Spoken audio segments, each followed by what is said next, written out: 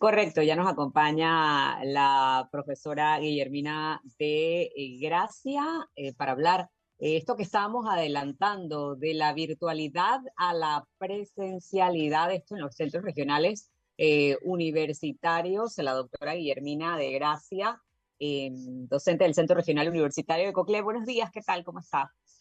Muy buenos días, John y la compañera que está aquí con Larisa. nosotros, Listo. Laritza. La verdad que es interesante que en este tipo de programas nos den estos espacios a los académicos para presentar. Yo muy contenta de parte del Centro de Investigaciones Educativas, del CIEDU, y del Centro Regional Universitario de Coclé, de conversar con ustedes lo que Bueno, tengan a bien. Y estoy de acuerdo con Larisa, eso es lo que arroja la investigación para ir adelantando. nosotros que nos Ujú, formamos por la generación la edad generacional que compartimos ujú. en la educación básica presencial, pensábamos o tendríamos la percepción que los más jóvenes preferirían o aprendían de igual manera en la educación virtual. Hablemos un poco de los últimos meses del 2023.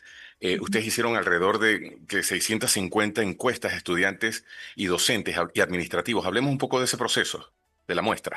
Si quiere, le podemos poner un poquito de contexto, ¿no? La Universidad de Panamá es la universidad, aproximadamente hay en Panamá, cifras más, cifras menos, unos 298.000 estudiantes. De esos, 90.000 estudian en la Universidad de Panamá y de esos, 50.000 están en los centros regionales. La Universidad de Panamá tiene presencia en todo el país. ¿Me escuchan? ¿Me escuchan Sí, bien? sí. Sí, sí. Ok, y la intención era ver la realidad, que era la primera vez que se le preguntaba a los estudiantes cómo había sido ese proceso de la virtualidad, de la presencialidad y esto que va a quedar, aunque Larisa no crea, va a quedar el mundo híbrido. La virtualidad siempre va a volver, lo estamos viendo ahora con las protestas, el rector vuelve a las clases virtuales como una referencia para seguir continuando en el aprendizaje, ¿no? El estudio tenía la finalidad de ver esa visión, de conocer esa visión, esa percepción de los estudiantes sobre todo con temas de conectividad, que es importante para la virtualidad, si no quedamos como estamos ahora, pero no solo en una palabra que estamos muy mal acostumbrados en Panamá, en procesos del aprendizaje, ¿no? O sea, yo no solo necesito conectividad, necesito un buen aparato para conectarme y Claro. necesito una buena plataforma. O sea, hay todo un proceso que no es lo mismo la educación virtual que tener que usar herramientas virtuales para el conocimiento. ¿Ok? Entonces, con esos datos grandes, que también creció la Universidad de Panamá luego de la pandemia, muchos estudiantes se fueron a la Universidad de Panamá. Por ejemplo, en el Centro Regional Universitario de Coclé pasamos de tener 3.000 estudiantes a tener 5.000. Claro. ¿Ok? Wow. En la misma infraestructura, con los mismos docentes, con los mismos recursos antes de la pandemia, ¿no? Pero vuelvo a lo mismo, el acceso a un tercer nivel de educación en el interior solo es a través de la Universidad de Panamá. Hay otros centros regionales como UDELA, pero que tú puedes terminar toda la carrera en el interior. Otros centros regionales como la UTP, pero en muchas carreras tú tienes que venir a Panamá a terminarla, ¿no?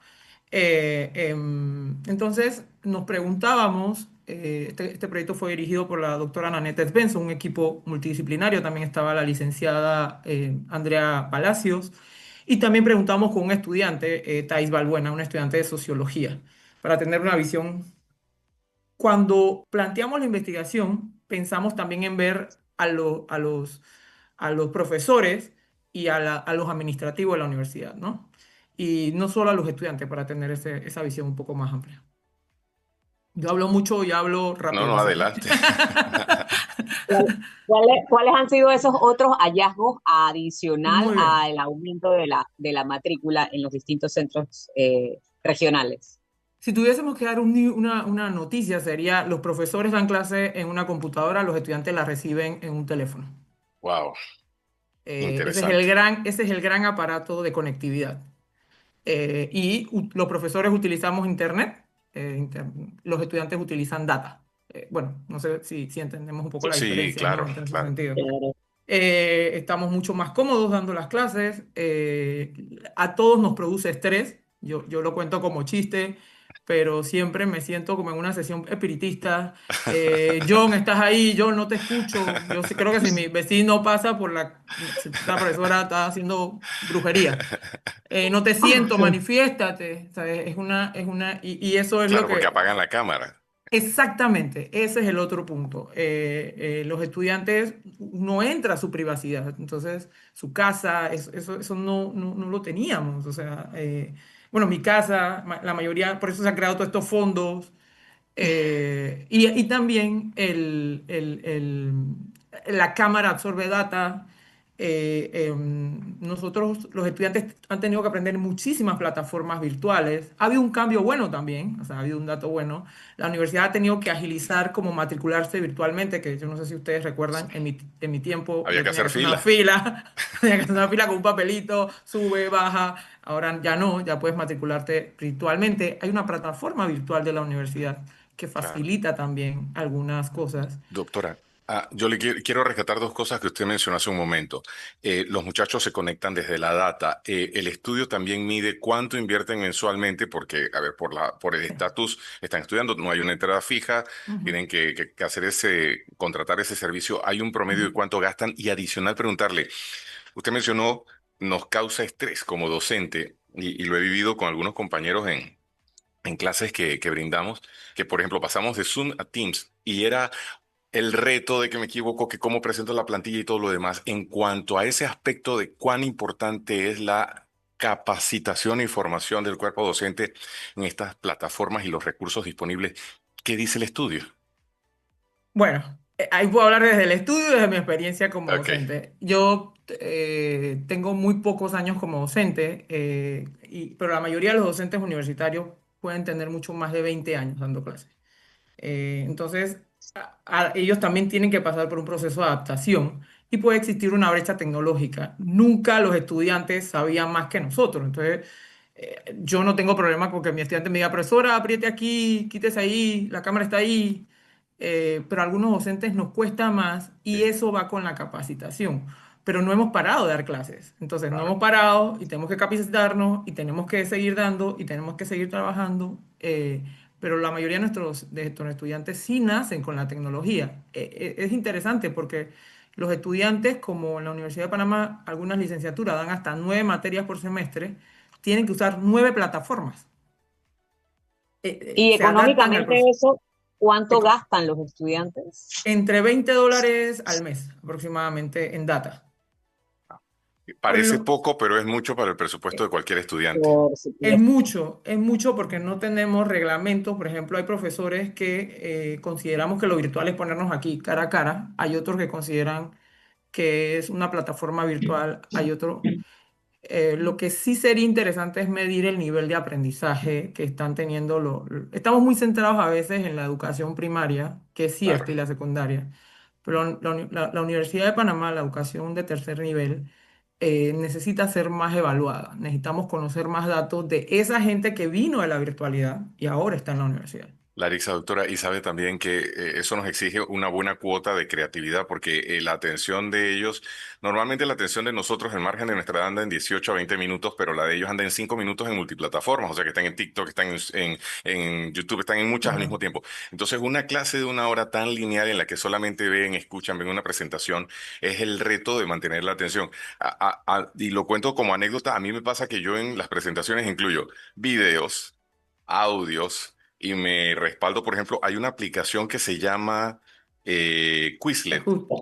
Quizlet, en la que tú pones a hacer como ejercicios, cierto y falso, preguntas, escoges las mejores respuestas. Entonces, de paso, vean este enlace. Lo que acabamos de hacer, vamos a practicarlo allá, para que no sea lineal y estamos hablando de nivel universitario. ¿Cuánto más para los más jóvenes que tienen otro nivel de actividad, doctora?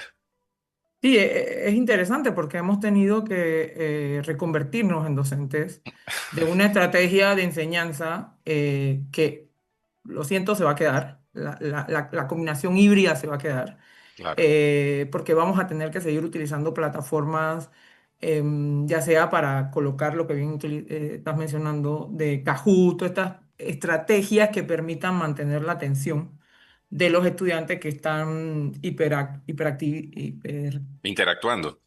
no, están súper con Ah, demasiada información, ¿no? hiperactivos. Y, claro, Hiperactivos con saturados. información, saturados de información. Ahora, como docentes, nos toca,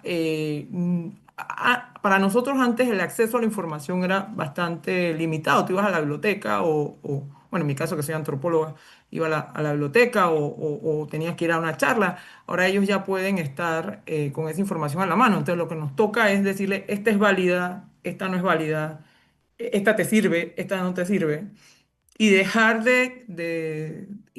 y ver que probablemente los estudiantes sepan mucho más que nosotros en temas de tecnología, y no pasa nada.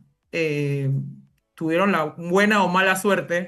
Yo creo que yo tuve una buena suerte de haber nacido en la generación que nací, pero eso desde mi egocentrismo.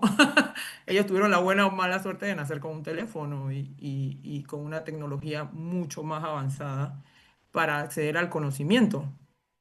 Y a un, cono- Totalmente.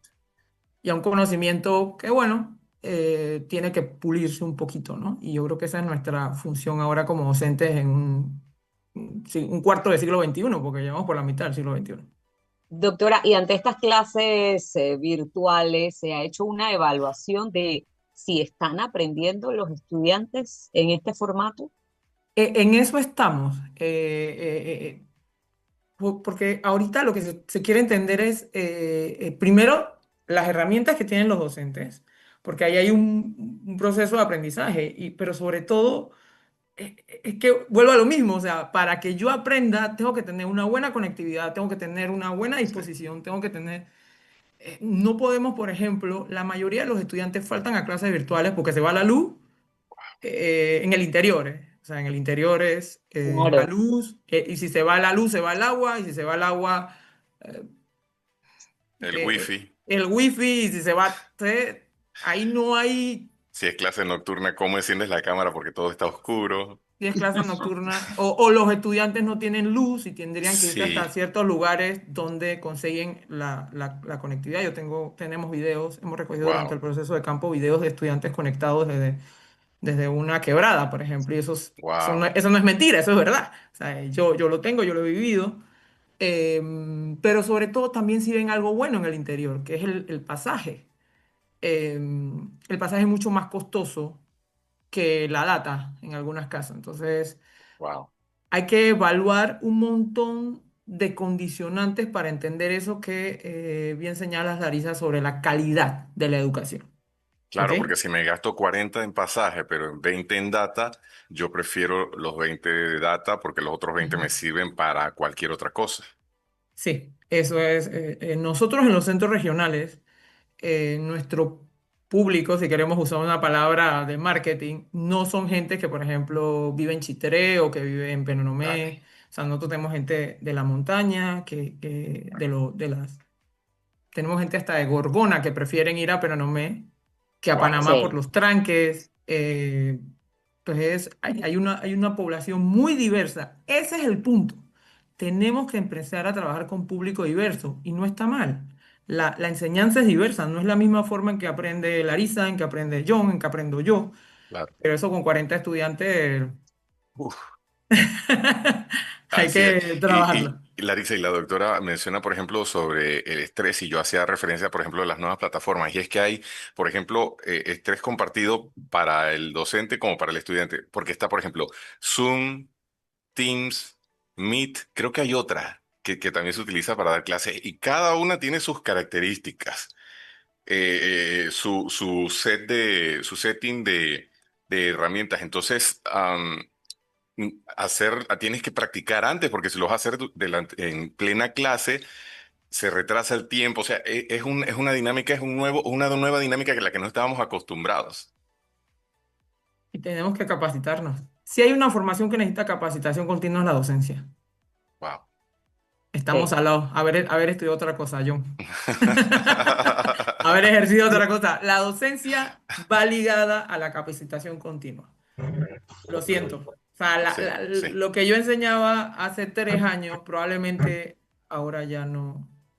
No, entonces tenemos que ir capacitándonos continuamente y tenemos que, yo diría que Tener la mente abierta dejar de tener miedo a las evaluaciones. Aquí en también. Panamá parece que cuando nos evalúan nos están criticando, ¿no? O sea, hay cosas, si Pero no sabes, y es algo que siempre se ha hecho. Mi mamá es docente y ya está jubilada, pero todo el tiempo la evaluaban. no tienen la finalidad de decir, oye, Guillermina, qué mala profesora eres. Probablemente no creo que es un ataque, Claro. pero tenemos mucho miedo a las evaluaciones. Y Total. si no se evalúa, no se puede. Lo que no se evalúa, no se va a mejorar. ¿Qué pueden Eh, decir los estudiantes que necesitan más recursos, videos o ejemplos sobre la charla? Cosas como esas que fácilmente se pueden agregar y mejorar. No creo que sea tan dura y cruda porque creo que también todos entendemos que es un proceso en el que los docentes están también haciendo una transición, están explorando, ¿no? Las claro, claro. posibilidades. Claro, y eso nos va a permitir ir en, o sea, yo no soy la misma docente que fui hace 5 años. Ya usted maneja varias plataformas.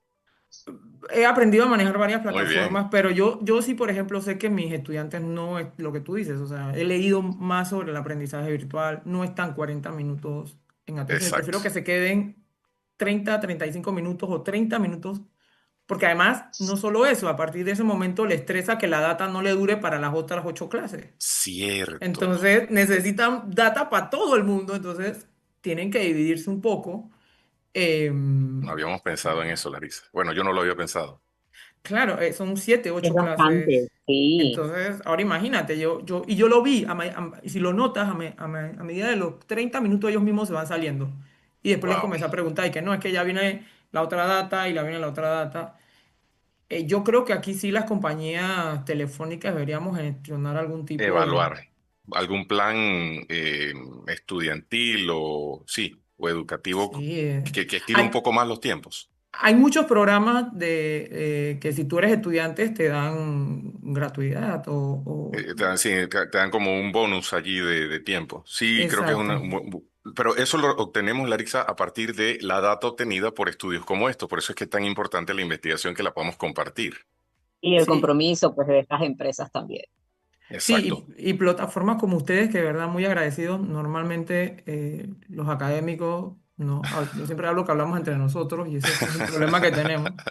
Y cuando me llegan este tipo de programas, con mucho gusto creo que tenemos que llegar a todo tipo de público. Sí, no, y a la audiencia le interesa, ¿ah? Porque todos somos papás, todos tenemos un familiar que está estudiando, que las condiciones no son las mismas, así que creo que es sumamente importante. Doctora, este estudio está disponible en la plataforma del CIEDU, del Centro de Investigación Educativa IP.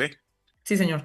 Ahí puede conseguir el estudio, el resumen. Seguimos publicando en revistas, seguimos participando en congresos para difundir la información que estamos investigando sobre la realidad de lo presencial a la virtualidad a través de los centros regionales. Es un tema muy específico. Claro, Puede ser que la realidad de los estudiantes de los campus sería otra realidad, de las sí, comarcas sería otra realidad porque, o de las unidades académicas, por ejemplo, las unidades académicas en las zonas comarcales que dan clases los fines de semana, cada, vuelvo a eso.